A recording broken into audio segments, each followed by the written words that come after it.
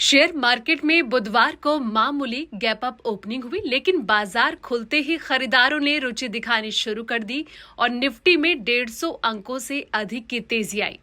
वह 24,700 के लेवल के पार पहुंच गया। शुरुआती कुछ मिनटों में ही निफ्टी ने 24,751 के लेवल का डे हाई देखा।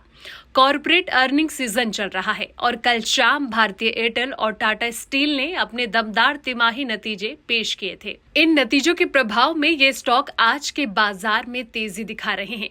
निफ्टी 50 पैक से Tata Steel, Shriram Finance, Hindalco, Bharti Airtel, Tech Mahindra, JSW Steel जैसे स्टॉक टॉप गेनर्स पे दिखाई दे रहे हैं, जबकि Asian Paints, Tata Motors, Cipla, Hero MotoCorp, HDFC Bank जैसे स्टॉक जो हैं वो गिरावट में काम कर रहे हैं।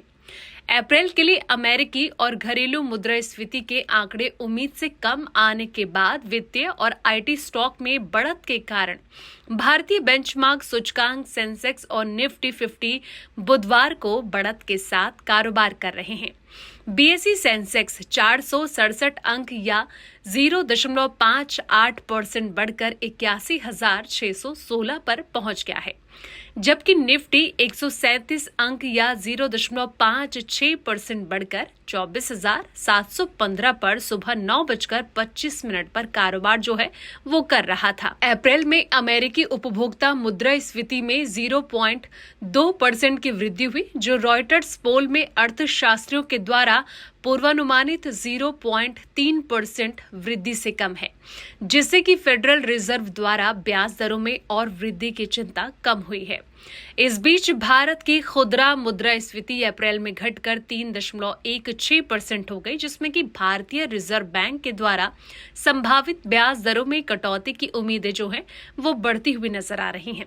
सेंसेक्स पैक में Tata Steel, Bharti Airtel, L and T, Infosys, Tech Mahindra और बजाज फिनसर्व सबसे ज्यादा लाभ में रहे। इनमें 1 से 4% की बढ़त दर्ज की गई। दूसरी ओर Tata motors, Asian paints, Nestle India, IndusInd bank और एचयूएल में गिरावट दर्ज की गई। एक रिपोर्ट के अनुसार वित्त वर्ष 2026 के लिए कंपनी की 15,000 करोड़ रुपए की पर्याप्त पूंजी व्यय योजना के बाद टाटा स्टील के शेयर्स में 4% की उछाल आई। डिफेंस सेक्टर के stock Garden Reach Shipbuilders and Engineers के शेयर्स में शुरुआती कारोबार में 14.4% की उछाल आई, क्योंकि कंपनी ने अपने Q4 FY25 शुद्ध लाभ के 118% की तीव्र वृद्धि के साथ 224 करोड़ रुपए की रिपोर्ट की है। सेक्टोरियल मोर्चे पर सभी सूचकांक बढ़त के साथ खुले, जिसमें कि Nifty financial services, IT, metal, PSU bank, realty और ऑयल एंड गैस 0.5% से 2% के बीच बढ़े। बीएसई पर सूचीबद्ध सभी कंपनियों का बाजार पूंजीकरण 3.1 लाख करोड़ रुपए बढ़कर 434.2 लाख करोड़ रुपए हो गया। एक दिन पहले मंगलवार को शेयर बाजार में रिकॉर्ड गिरावट देखने को मिली। बीएसई सेंसेक्स 1282 पॉइंट नीचे लुढ़क गया।